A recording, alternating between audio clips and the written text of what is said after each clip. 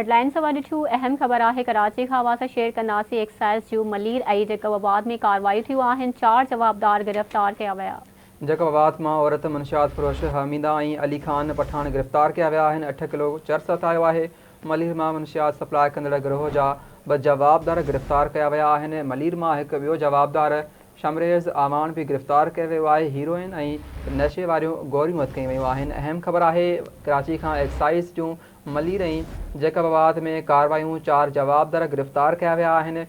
जैकबाबाद मां औरत मनशियात फरोश हमीदा ऐं अली खान पठान गिरफ़्तार कया विया। 8 किलो चर्स हथ कयो वियो आहे, जॾहिं त मलीर मां मनशियात सप्लाई कंदड़ गिरोह जा 2 जवाबदार गिरफ़्तार कया विया आहिनि। मलीर मां हिकु ॿियो जवाबदार शमरेज़ आवान भी गिरफ़्तार कयो वियो आहे। हीरोइन ऐं नशे वारियूं गोरियूं हथ कयूं वयूं आहिनि।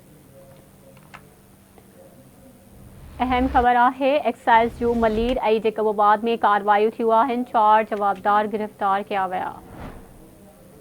हवा खे आगाही ॾेई रहिया आहियूं। जैकबाबाद मां औरत मनशियात फरोश हमीदा ऐं अली खान पठान गिरफ़्तार कया विया। 8 किलो चर्स हथ कयो वियो। इन वाले सां लाइन ते मौजूद आहे आमिर सुप्रो। जी आमिर, हिकिड़ा तफ़सील आहिनि। जी बिल्कुल ज़ुबैर, जैकबाबाद ऐं मलीर में एक्साइज़ एंटी नार्कोटिक्स कार्रवाइयूं कंदे 4 मनशियात फरोश गिरफ़्तार किया आहिनि, जिन जे कब्ज़े मां 8 किलो चर्स ऐं आला क्वालिटी जी हीरोइन हथ कई वई आहे। जैकबाबाद एक्साइज़ चेक पोस्ट भरिसां एंटी नार्कोटिक्स टीम कार्रवाई कंदे औरत मनशियात फरोश हमीदा ऐं अली खान पठान खे गिरफ़्तार कयो आहे। मुलज़िम हमीदा ऐं अली खान पठान जे कब्ज़े मां 8 किलो चर्स हथ कयो वियो आहे। इहो चवणु आहे एंटी एक्साइज़ टीम जो। मलीर जे पोश इलाइक़े में मनशियात सप्लाई कंदड़ गुरूह जेको आहे उन्हनि जा बि 2 जवाबदार गिरफ़्तार कया विया आहिनि। Excise anti narcotics control team Malir में कार्रवाई कंदे बदनाम मनशियात फरोश शमरेज़ एवान खे गिरफ़्तार कयो आहे।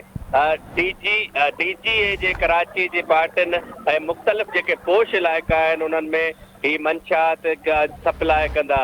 मुलज़िम शमीर रहमान जी निशानगी ते ॿिए मुलज़िम हारिस खे अफ़गानी खे बि गिरफ़्तार कयो वियो आहे, जंहिंजे कब्ज़े मां 65 अदद नशे आवर गोरियूं ऐं 43 ग्राम क्रिस्टल जेकी आहे हथ कई वई आहे। मुलज़िमनि ख़िलाफ़ केस दाख़िल करे इब्तिदाई तफ़्तीश शुरू कई वई आहे। जी ठीकु आहे, महिरबानी अवां जी।